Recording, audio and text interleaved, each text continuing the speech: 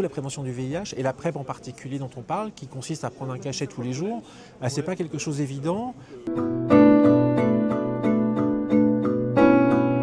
La révolution en prévention du VIH depuis une dizaine d'années, c'est l'arrivée de la PrEP, ou la prophylaxie pré-exposition. Et en fait, on voit qu'on a des publics différents dans ce recours à la PrEP. On a certains groupes, plutôt chez des hommes gays dans les pays du Nord, qui eux ont compris l'intérêt que pouvait avoir cet outil pour réduire leur anxiété face au risque de transmettre ou de s'infecter avec le VIH. Et donc du coup, on a vu une adoption dans certains milieux importants de la PrEP, PrEP orale essentiellement, mais aussi avec d'autres outils à longue durée d'action carrière.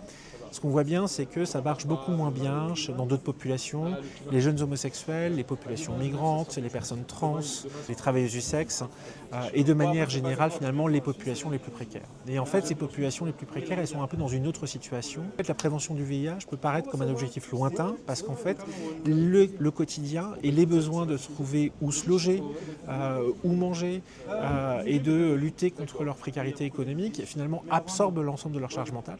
Et donc, du coup, la prévention du VIH et la PrEP en particulier dont on parle, qui consiste à prendre un cachet tous les jours, ce n'est pas quelque chose d'évident. Pourquoi prendre un médicament quand on n'est pas malade? Et surtout, ça demande beaucoup d'énergie et d'investissement pour quelque chose qui n'est pas adapté à leurs autres contraintes de vie. Donc du coup, on a un vrai enjeu d'augmenter cette capacité d'agir. Et en fait, ce qu'on voit, c'est que le premier des marqueurs, c'est que la précarité, en fait, limite la capacité d'agir des personnes. Donc on a un enjeu de repenser nos modes de prévention. Peut-être d'une part, il y a des choses prometteuses avec des outils de prévention qui sont beaucoup plus allégés. On pense notamment à la PrEP injectable, qui est une injection tous les 6 mois et qui permet de réduire fortement la charge mentale. Finalement, un des enjeux, c'est avant tout d'augmenter la capacité d'agir des personnes. Et pour ça, on aurait besoin de beaucoup plus développer des outils de réduction de la précarité. On a également besoin de mieux comprendre finalement comment s'organise la sexualité avec les normes sociales et d'avoir plus d'études sur les féminités et sur les masculinités.